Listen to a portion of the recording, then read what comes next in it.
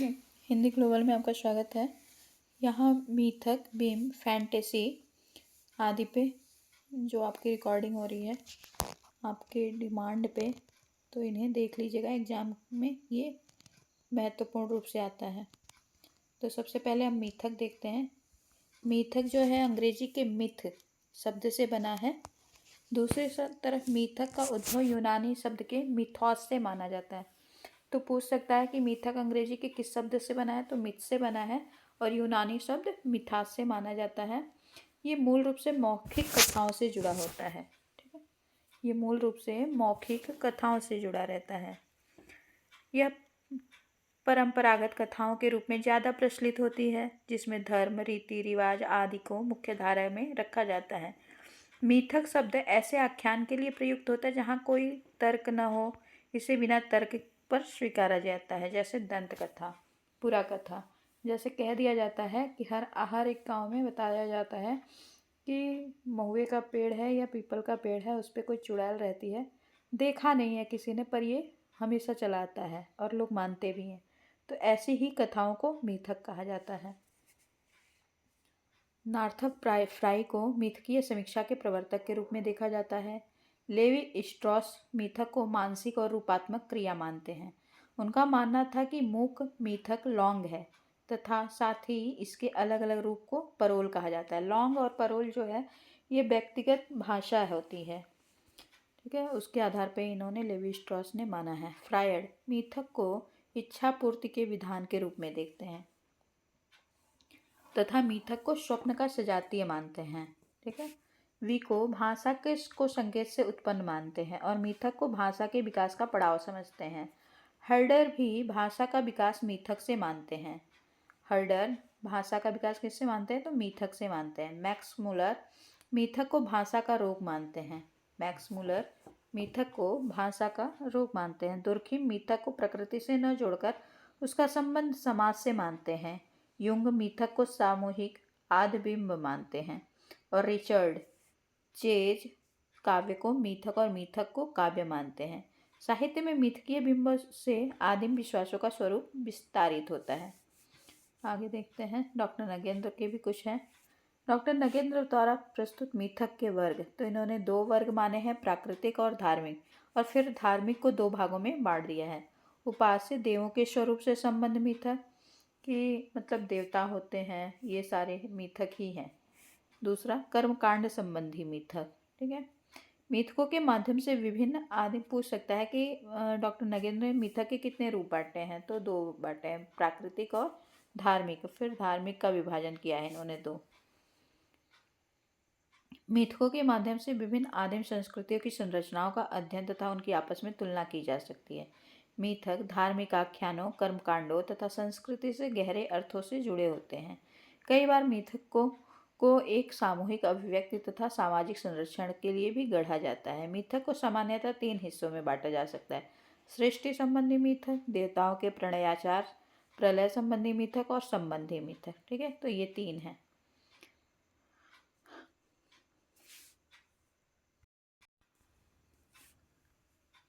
मिथक के अध्ययन पर मनोविश्लेषणवादियों तथा मनोवैज्ञानिकों ने विशेष बल दिया है। लेवी स्ट्रॉस, दुर्खिम, जो हमने अभी परिभाषा भी इनकी देखी है, Freud, Jung, Hazari Prasad Dwivedi, doctor Nagendra जैसे महत्वपूर्ण विद्वानों ने मिथक पर चिंतन किया है। पूछ सकता है कि किसने किसने मिथक पर चिंतन किया है, तो इन विद्वानों का नाम आपको याद रखना होगा। समस्या और संस्कृति के विकास, जीवन और जगत के प्रति आस्था तथा मानव जाति की एकता में मिथकों का योगदान महत्वपूर्ण है। हिंदी साहित्य के भीतर इसकी शुरुआत कामायनी से मानी जाती है। तो जयशंकर प्रसाद ने कामायनी को मिथकीय या फैंटेसी कहा है, इसको फैंटेसी शिल्प माना है, रूपक की संज्ञा दी है। इसके मूल्यांकन में मनु प्रसाद कालीन है तथा जहाँ जीवन मूल्यों, औद्योगिक संयांत्रिकी और की टकराहट देखने को मिलती है। यही चीज़ मुक्तिबोध की कविताओं में तथा आगे आने वाले रचनाकारों की रचनाओं में मिलती है, जैसे अंधा युग, भस्मासुर, कनुप्रिया, एक कंठ विस्पाई। तो मुक्तिबोध जो है वो मिथक और फैंटेसी दोनों के लिए प्रसिद्ध है, पूछ सकता है, और इनका भी नाम याद रखिएगा। मुक्तिबोध का अंधा युग कौन कौन सी रचनाओं में मिथक मिलते हैं, तो अंधा युग में भस्मासुर में, कनुप्रिया एवं एक कंठ बिस्पाई में, और प्रसाद का जो महाकाव्य है कामायनी में भी माना जाता है। ठीक है, आगे देखते हैं। मिथक के संबंध में आलोचकों के महत्वपूर्ण विचार। मिथक किसी विशिष्ट भाषिक संरचना में बंधा नहीं रहता है। एक ही मिथक की विभिन्न भाषिक अभिव्यक्तियां हो सकती हैं। ग्राहम हफ कहते हैं ये। युंग का देखते हैं। मिथक का जन्म व्यक्ति में नहीं बल्कि समूह के मानस में होता है, वह भी चेतन मन में, नहीं अचेतन मन में। डॉक्टर नगेंद्र मानते हैं, सामान्य रूप से मिथक का अर्थ है ऐसी परंपरागत कथा जिसका संबंध अति प्राकृतिक घटनाओं और भावों से होता है। मिथक मूलतः आदिम मानव के समष्टि मन की सृष्टि है, जिसमें चेतन की अपेक्षा अचेतन प्रक्रिया प्राधान्य होता है। डॉक्टर नगेंद्र आगे लिखते हैं कि साहित्य के अनंत विस्तार को देखते हुए मिथक की दुनिया बड़ी छोटी है। नए कवि वर्तमान में अतितत्व और अतीत की वर्तमानता में विश्वास करते हैं। हजारी प्रसाद द्विवेदी मिथक के बारे में कहते हैं, मिथक तत्व वस्तुतः भाषा का पूरक है, सारी भाषा ही इसके बल पर खड़ी है। क्या कह रहे हैं हजारी प्रसाद द्विवेदी कि मिथक तत्व वस्तुतः भाषा का पूरक है, सारी भाषा ही इसके बल पर खड़ी है। साहित्य में मिथक अनंत अनुभव का विश्लेषण है। आगे विद्यानिवास मिश्र कहते हैं, मिथक के बारे में एक भ्रांत धारणा फैली हुई है कि यह कुछ मिथ्या से संबंध रखता है, अर्थात इसमें वास्तविकता या यथार्थ का अंकन न होकर किसी काल्पनिक या अवास्तविक सत्ता और ठीक ठाक कहें तो सत्ताभास का मायाजाल खड़ा किया जाता है। जबकि विद्यानिवास मिश्र मिथक को पूरा मिथ्या नहीं मान रहे हैं, जबकि इसके ठीक विपरीत देश और काल के चौखटे से बाहर ले जाकर किसी भी वास्तविकता की सनातन और काल प्रवाही डिजाइन प्रस्तुत करना ही मिथक का मूल उद्देश्य होता है। ठीक है, आगे देखते हैं। प्रतीक। मिथक हो गया, अब प्रतीक देखते हैं। प्रतीक से भी क्वेश्चन पूछा जाता है। प्रतीक से तात्पर्य चिन्ह से है। विद्वानों द्वारा माना जाता है कि पार्नेशियनिज्म के बाद प्रतीकवादी आंदोलन की शुरुआत हुई, जब कोई वस्तु एक या उससे अधिक प्रस्तुतियों के गुण, स्वभाव, रूप, संस्कृति आदि को अपने आप में समाहित करके प्रतिनिधि के रूप में उपस्थित होती है तो वह प्रतीक बन जाती है।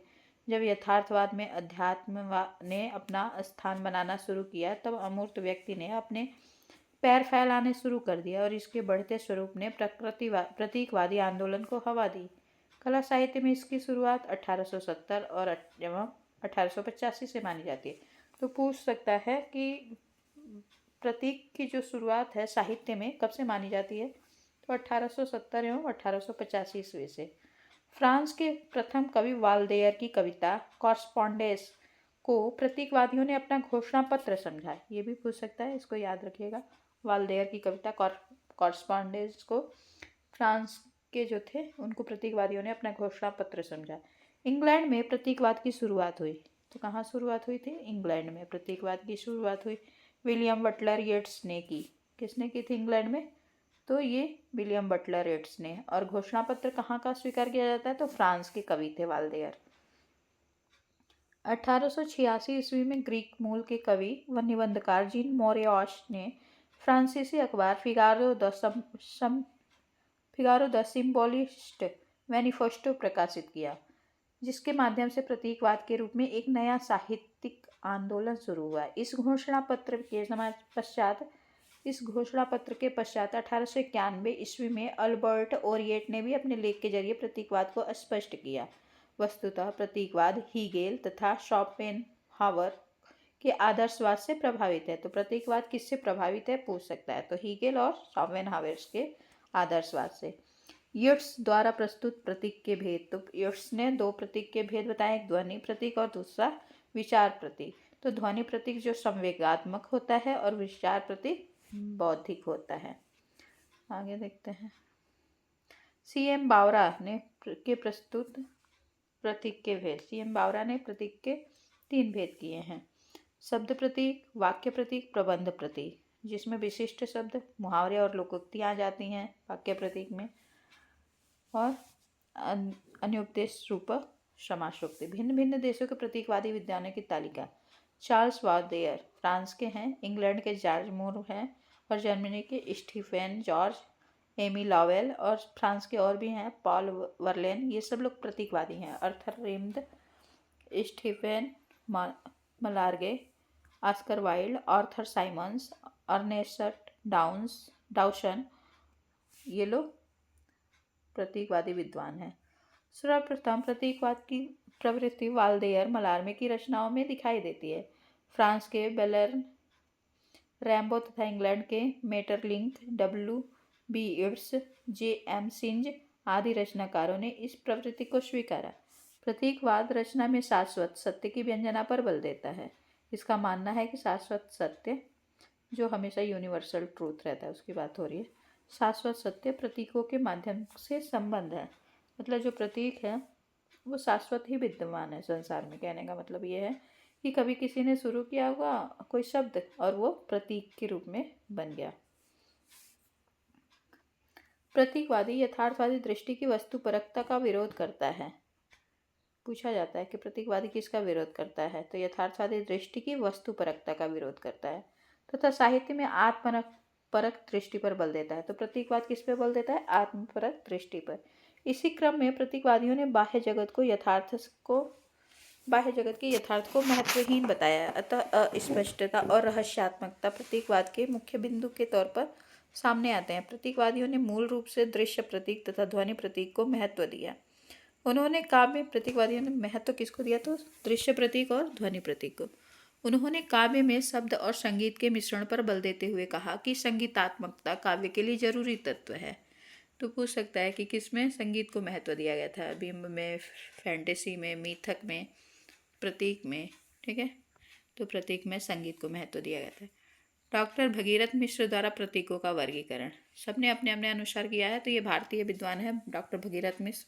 अभी तक आपने पाश्चात्य विद्वानों के अनुसार देखा और भारतीय विद्वानों के अनुसार। प्रकृति प्रतीक, पतझड़, फूल, पर्वत, समुद्र इत्यादि, ये सब प्रकृति प्रतीक हैं।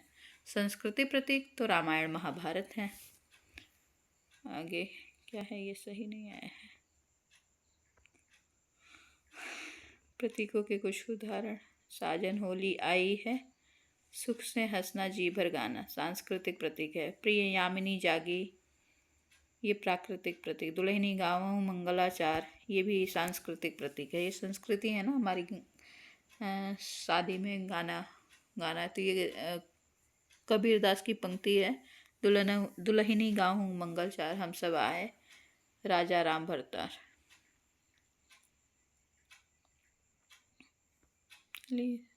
आचार्य शुक्ल ने प्रतीक के दो भेद किए हैं। आचार्य शुक्ल ने प्रतीक के दो भेद किए हैं और प्रतीक को चित्र भाषावाद का नाम दिया है आचार्य शुक्ल ने। ये महत्वपूर्ण है, PDF क्लियर नहीं है इसमें। आचार्य शुक्ल ने प्रतीक को क्या नाम दिया है? तो चित्र भाषावाद। और कितने भेद किए हैं? तो दो भेद किए हैं इन्होंने। लाक्षणिक वक्रता के प्रकार को भी प्रतीक माना है। अब रचनाओं में कौन कौन सी रचनाएं प्रतीक पे आधारित हैं? तो लहर है 1933 की रचना प्रसाद जी की। इसमें अभिनव हर्ष और नूतन भावोल्लास का प्रतीक बनाया गया है। बादल निराला की कविता है, ध्वंस, सृजन और विद्रोह को प्रतीक बनाया गया है। प्रथम रश्मि में पंथ नवीन चेतना को प्रतीक के रूप में बताते हैं। मुकुल सुभद्रा कुमारी चौहान की रचना है, प्रेम को प्रतीक बनाई। दीपशिखा महादेवी समर्पण अथवा जीवन त्याग। ठंडा लोहा धर्मवीर भारती की है, दुख और निराशा को प्रतीक बनाया गया है। पहाड़ सर्वेश्वरदयाल सक्सेना का है, कवियों को इसमें प्रतीक बनाया गया है। प्रतीक तथा प्रतीकवाद के महत्वपूर्ण विचार, इसमें जो इम्पोर्टेंट है हम वही देंगे। लैंगर का इम्पोर्टेंट है, देखेंगे। लैंगर ने कहा है, प्रतीक जिस वस्तु का प्रतीक है उस वस्तु को, उस भाव को उस धारणा को व्यक्त करता है। प्रतीक जिस वस्तु का प्रतीक है उस वस्तु को नहीं, उस भाव को, उस धारणा को व्यक्त करता है। इमर्शन का भी है, सांकेतिक अभिव्यक्ति का नाम साहित्य है। रामचंद्र शुक्ल कहते हैं कि किसी देवता का प्रतीक सामने आने पर जिस प्रकार उसके स्वरूप और विभूति की भावना मन में आ जाती है, उसी प्रकार काव्य में आई हुई कुछ वस्तुएं विशेष मनोविकारों या भावनाओं को जागृत कर देती। जैसे कमल माधुर्यपूर्ण कोमल सौंदर्य की भावना जागृत करता है। कुमुदनी सुभाष चंद्र मृदुलाभा, समुद्र प्राचुर्य विस्तार और गंभीरता की, आकाश सूक्ष्मता और अनंतता की, ये सारे प्रतीक जगाते हैं भावना। को जागृत करता है। इसी प्रकार सर्प से क्रूरता और कुटिलता का, अग्नि से तेज और क्रोध का, वीणा से वाणी या विद्या का, चातक से निस्वार्थ प्रेम का संकेत मिलता है। आचार्य शुक्ल ने ये बोला है। फिर आगे कहते हैं आचार्य शुक्ल, इन पार्नेशियनों के पीछे सन 1885 ईस्वी में प्रतीकवादियों ने सिम्बॉलिस्ट्स या डिकेडेट्स का एक संप्रदाय फ्रांस में खड़ा हुआ, जिसने अनूठे रहस्यवाद और भावोन्मादमयी भक्ति का सहारा लिया। प्रतीक एक प्रकार से ऋण उपमान का ही दूसरा नाम है। प्रतीक क्या है? तो ऋण उपमान है। पूछ सकता है प्रतीक क्या है? ऋण उपमान है। जब उपमान स्वतंत्र न रहकर पदार्थ विशेष के लिए ऋण हो जाता है, उसको हम प्रतीक कह देते हैं। प्रतीक शक्ति की तलाश का साधन है, ये अज्ञेय कहते हैं। और ऊपर वाला ऋण वाला प्रतीक एक प्रकार से ऋण उपमान का ही दूसरा नाम है। ये डॉक्टर नगेंद्र का कथन है। ठीक है, तो ये देख लीजिएगा, ये इम्पॉर्टेंट था इतना। बिंब देखते हैं। जब किसी पदार्थ को चित्रबद्ध करके एक मूर्त रूप दिया जाता है, उसे बिंब कहते हैं। ये जब किसी पदार्थ को चित्रबद्ध करके एक मूर्त रूप दिया जाता है, तब उसे बिंब कहते हैं। बिंब जो है इमेजिज्म या बिंबवाद का प्रयोग एजरा पाउंड ने किया था। सर्वप्रथम किसने किया था बिंबवाद का प्रयोग? तो एजरा पाउंड ने। इसका आरंभ प्रतीकवाद से हुआ है। बिंब का आरंभ किससे हुआ है? तो प्रतीकवाद से हुआ है। ये पूछा जाता है। आगे देखते हैं। बिंब को प्रतिछाया, प्रतिकृति, प्रतिबिंब आदि नाम से भी जाना जाता है। तो इसके सारे ही नामों को प्रतिछाया, प्रतिकृति, प्रतिबिंब, ये सब किसके नाम है? तो बिंब के नाम है। बिंब की बड़ी विशेषता इंद्रियता मानी जाती है। तो बिंब की विशेषता क्या मानी जाती है? पूछा जाता है ये इंद्रियता। युंग बिंब को आध बिंब नाम से परिभाषित करते हैं। टी ह्यूम को बिंबवाद के प्रवर्तक के रूप में माना जाता है। तो बिंबवाद का प्रवर्तक कौन है? सामान्य तौर पे टी ह्यूम को माना जाता है, लेकिन आचार्य शुक्ल बिंब के प्रवर्तक किसी और को मानते हैं। 1909 में पोएट्स क्लब एथोलॉजी में प्रकाशित इनकी 2 कविताओं ने इन्हें प्रथम बिंबवादी के कवि के रूप में स्थापित कर दिया और यहीं से बिंबों की महत्ता को स्वीकार करते हुए बिंबवाद आंदोलन की नींव पड़ी। टी ह्यूम की अन्य महत्वपूर्ण रचना स्पेक्यूलेशंस मानी जाती है। विश्वकोश बिंब को चेतन स्मृति बनाता है, जिसके बिना उत्तेजना वाले विचारों की संपूर्णता प्रस्तुत होती है। बिंबवाद उन काव्यधाराओं को सर्वप्रति स्थान देता है जो काव्यधारा रोमांटिक रूप का विरोध करती हैं। Ezra Pound, Amy Lowell, Hilda Doolittle, Richard Aldington, F.S. Flint, D.H. Lawrence, C.D. Lewis, William Carlos, John Fletcher तथा T.S. इलियट जैसे विद्वान बिंब से प्रभावित दिखते हैं। कौन कौन बिंब से प्रभावित है, ये ध्यान में रखिएगा। C.D. लेविस बिंबवाद को भाव संवलित चित्र, शब्द चित्र के नाम से व्याख्या प्रदान करते हैं। तो C.D. लेविस ने बिंबवाद को किस नाम से व्याख्या प्रदान किया? तो भाव संवलित शब्द चित्र के नाम से। हॉब्स और ह्यूम ने बिंब को एक हद तक वस्तुपरक प्रतिभा के रूप में स्वीकार किया और मानसिक रूप से इसे भौतिक जगत से जोड़कर परिभाषित किया। 1913 ईस्वी में फ्लिट ने पोएट्री पत्रिका के भीतर बिंब के 3 सिद्धांत बताए। वस्तु का प्रत्यक्ष चित्रण, लययुक्त संगीत, चित्र विधायक न होने पर शब्द का त्याग। 1910 से 1918 तक बिंब तक साहित्य में यह चरम सीमा पर है। इसकी काव्यधारा के अनेक पक्षों पर प्रभाव डाला। सौंदर्य शास्त्र में बिंब के लिए सौंदर्यानुसंधायिनी प्रतिभा नाम दिया गया, जिसके द्वारा गत्वर, सुविन्यस्त और संतुलित रूप प्रदान होता है। नई समीक्षा ने बिंब को मनुष्य की संपूर्ण जटिल मानसिक प्रक्रिया के रूप में प्रस्तुत किया। काव्य में बिंब का मुख्य काम संप्रेषण का है। बिंब का काव्य में क्या काम होता है? तो संप्रेषण का होता है। बिंब काव्य में प्रयुक्त दृश्य को स्पष्ट करता है तथा कवि की अनुभूति में एक तीव्रता पैदा करता है। रेनेसा शब्द विधान को बिंबात्मक कहते हैं। तो रेनेसा का कौन सा शब्द है? बिंबात्मक शब्द है। आचार्य शुक्ल ने फ्लिंट को इसका प्रवर्तक माना। अभी मैं बोली थी आचार्य शुक्ल ने किसी और को माना है, तो किसको माना है? आचार्य शुक्ल ने बिंब का प्रवर्तक फ्लिंट को माना है। और वैसे किसको माना जाता है? तो एजरा पाउंड को माना जाता है। ठीक है।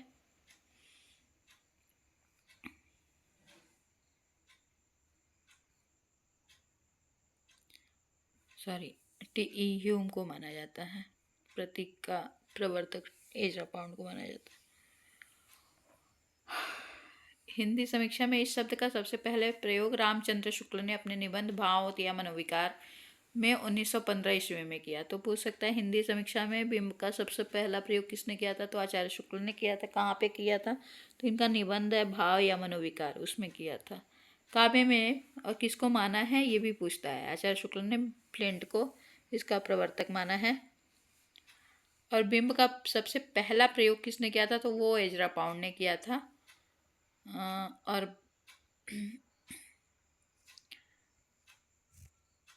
ठीक है, सबसे पहला प्रयोग एजरा पाउंड ने ही किया था।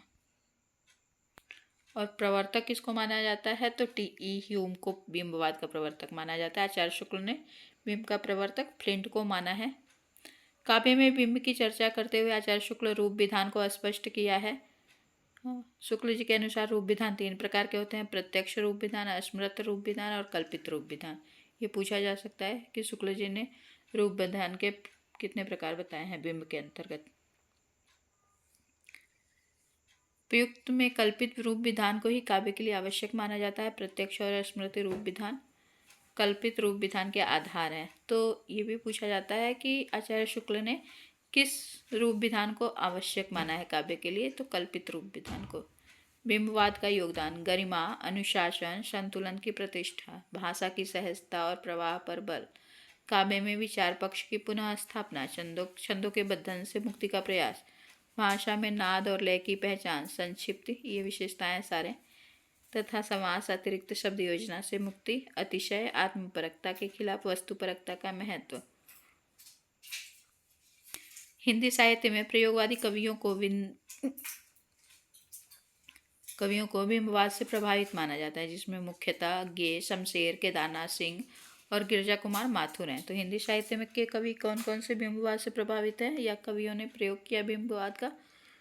तो अज्ञे, शमशेर, केदारनाथ सिंह, गिरजा कुमार माथुर हैं। ये नहीं पूछता है, आपका उदाहरण आप में नहीं पूछेगा। आगे देखते हैं। डॉक्टर नगेंद्र के अनुसार बिंब का वर्गीकरण: तो इन्होंने ऐन्द्रिकता के आधार पर बिंब को बांटा है, सर्जना कल्पना के आधार पर, प्रेरक अनुभूति के आधार पर, काव्यार्थ दृष्टि के आधार पर, काव्य दृष्टिपरक बिंब दृष्टि के आधार पर। तो ऐन्द्रिकता के आधार पर दृश्य, श्रव्य, स्पर्श, गंध और स्वाद, ठीक है। सृजन कल्पना के आधार पर अस्मृत और कल्पित, प्रेरक अनुभूति के आधार पर सरल, मिश्र, जटिल, पूर्ण, इतने प्रकार का बिंब बांटा है। काव्यार्थ दृष्टि के आधार पर एकल, संश्लिष्ट, काव्य दृष्टि के आधार पर वस्तुपरक और स्वच्छंद। अब बिंब के बारे में कुछ कथन है महत्वपूर्ण, उनको देख लेते हैं। जो जरूरी होगा वही देखेंगे। बिंब इंद्रिय गोचर पदार्थ को प्रमाणिक अभिव्यक्ति है, ये शिल्पी ने कहा था, जोसेफ टी शिल्पी ने। वेले ने कहा था बिंब अरूप भाव या विचार की पुनर्रचना है। सुमित्रानंद पंत का देखते हैं हम। कविता के लिए चित्र भाषा की आवश्यकता होती है, उसके बाद शब्द सस्वर होने चाहिए, जो बोलते हो सब की तरह, जिनके रंग की मधुर लालिमा भीतर न समा सकने के कारण बाहर छलक पड़े, जो अपने भाव को अपनी ही ध्वनि में आंखों के सामने चित्रित कर सके, जो झनकार में चित्र और चित्र में झनकार हो। तो ये सुमित्रानंद पंत कहते हैं। आचार्य शुक्ल क्या कहते हैं? बिंब योजना विभाव के अंतर्गत होती है। बिंब योजना तो विभाव के अंतर्गत होती है। विभाव में क्या क्या आता है? आलंबन और उद्दीपन। उस चित्रण उसका मुख्य धर्म है। इसकी दूसरी विशेषता है संश्लिष्ट रूप विधान। बिंब व्यक्ति या विशेष का होगा, सामान्य या जाति का नहीं। कविता का अर्थ बिंब ग्रहण कराना होता है, अर्थ ग्रहण नहीं। कविता का अर्थ क्या होता है? बिंब ग्रहण कराना होता है, अर्थ ग्रहण नहीं। मतलब आप कविता पढ़ते हुए आपको जो सामने सामने दिखता जाता है वही बिंब है आंखों के आगे। काव्य का काम कल्पना में बिंब, इमेज या मूर्त भावना उपस्थित करना है, बुद्धि के सामने कोई विचार लाना नहीं। तो बिंब जो है वो कल्पना पे आधारित है, बुद्धि पे नहीं। कविता का आचार्य शुक्ल आगे लिखते हैं, कविता का कर्म अर्थ मात्र ग्रहण करना नहीं होता, कराना नहीं होता, अपितु बिंब ग्रहण कराना होता है। तो कविता का कर्म अर्थ मात्र ग्रहण कराना नहीं होता है, अपितु बिंब ग्रहण, मतलब आप कविता पढ़ते जाइए, आपके सामने जो जो चित्र बनते जाएंगे वो उसका बिंब होता है उस कविता का। तो आचार्य शुक्ल ने अर्थ से ज़्यादा कविता में बिंब को इम्पोर्टेंस दिया है। डॉक्टर नगेंद्र क्या कह रहे हैं, काव्य बिंब शब्दार्थ के माध्यम से कल्पना द्वारा निर्मित एक ऐसी मानस छवि है जिसके मूल में भाव की प्रेरणा रहती है। फिर आगे कहते हैं, सार्थक शब्द अपने अपने बिंब होते हैं और लय, संगीत आदि श्रव्य बिंबों से युक्त रहते हैं। काव्य बिंब की रचना में ये बिंब उपादान के रूप में काम आते हैं। चलिए आगे, बहुत जरूरी, केदारनाथ सिंह को बिंब का कवि माना गया है। लिखते हैं ये केदारनाथ सिंह, काव्यगत बिंब वह शब्द चित्र है जो इंद्रिय गुणों से अनिवार्य रूप से समन्वित होता है। ठीक है, ये इंपॉर्टेंट है। काव्यगत बिंब वह शब्द चित्र है जो इंद्रिय गुणों से अनिवार्य रूप से समन्वित होता है, ये केदारनाथ सिंह ने कहा है। इनको बिंब का कवि भी कहा जाता है। आगे आपने देखा था कि अज्ञे को, केदारनाथ सिंह को, शमशेर बहादुर सिंह को, इन लोगों को बिंब का कवि कहा गया है। फैंटेसी का प्रयोग साहित्य में, हिंदी साहित्य में मुक्तिबोध ने किया है। फैंटेसी शब्द की उत्पत्ति ग्रीक भाषा के फैंटेसिया से हुई है। तो फैंटेसी शब्द की उत्पत्ति किस भाषा से हुई है और क्या कहा गया है ये देख लीजिए। फैंटेसी अमूर्त को मूर्त रूप प्रदान करती है। इसका संबंध फ्रायड के मनोविश्लेषणवाद से भी है। तो फैंटेसी का संबंध किस वाद से है, तो मनोविश्लेषणवाद से। काव्य में फैंटेसी का प्रयोग एक तकनीक के रूप में किया जाता है। लंबी कविताओं में कैनवास की व्यापकता को संक्षिप्त व सारगर्भित करने के लिए तथा उसकी गति में त्वरा पैदा करने के लिए रचनाकार फैंटेसी का प्रयोग करता है। तो जो मुक्तिबोध की कविता है अंधेरे में, वो एक लंबी कविता है और वो स्वप्न शैली में चलती है, यानी कि फैंटेसी शिल्प में चलती रहती है। मनोबिंबों को संगठित, समन्वित एवं परिवर्तित करने की शक्ति फैंटेसी में नहीं मानी जाती। फैंटेसी में बिंब श्रृंखलाबद्ध न होकर बेतरतीब होते हैं। फैंटेसी में निगूढ़ तत्व की झलक मिलती है। फैंटेसी का सर्वाधिक प्रयोग मुक्तिबोध ने अपनी कविताओं में किया है। फैंटेसी के प्रयोग में दृष्टि से मुक्तिबोध की लंबी कविता ब्रह्म राक्षस यहाँ पे दिया है, और वो अंधेरे में, दोनों ही महत्वपूर्ण है। ब्रह्म राक्षस में खैर मिथक है और अंधेरे में फैंटेसी। मुक्तिबोध को कामायनी में फैंटेसी की झलक दिखती है। हाँ, मुक्तिबोध ने कामायनी एक पुनर्विचार आलोचना लिखी है और उसमें इन्होंने फैंटेसी की बात की है कामायनी में। आगे देखते हैं, फैंटेसी के संदर्भ में विद्वानों के क्या मत हैं। तो मुक्तिबोध ने क्या कहा है, कवि की यह फैंटेसी भाषा को समृद्ध बना देती है, उसमें नए अर्थ अनुषंग भर देती है, शब्द को नए चित्र प्रदान करती है। इस प्रकार कवि भाषा का निर्माण करता है। जो कवि भाषा का निर्माण करता है, विकास करता है, वह निस्संदेह महान कवि है। मुक्तिबोध, फैंटेसी मन की निगूढ़ वृत्तियों का, अनुभूत जीवन समस्याओं का और इच्छित जीवन स्थितियों का प्रक्षेप होता है। डॉक्टर बच्चन सिंह, फैंटेसी मनोविज्ञान का शब्द है। डॉक्टर बच्चन सिंह ने फैंटेसी को कहाँ का शब्द माना है, तो मनोविज्ञान का शब्द है। इसका संबंध स्वप्न और अवचेतन मन में घटित होने वाली घटनाओं की विघटित और बेतरतीब बिंबावलियों से है। साहित्य या काव्य में यह तकनीक के रूप में प्रयोग की जाती है। बच्चन सिंह ने और आगे कहते हैं कि कामायनी में बिंबावलियाँ विशृंखलित या और विघटित नहीं है। लज्जा सर के सभी बिंब अच्छी तरह समायोजित और श्रृंखलाबद्ध हैं। मतलब बच्चन जी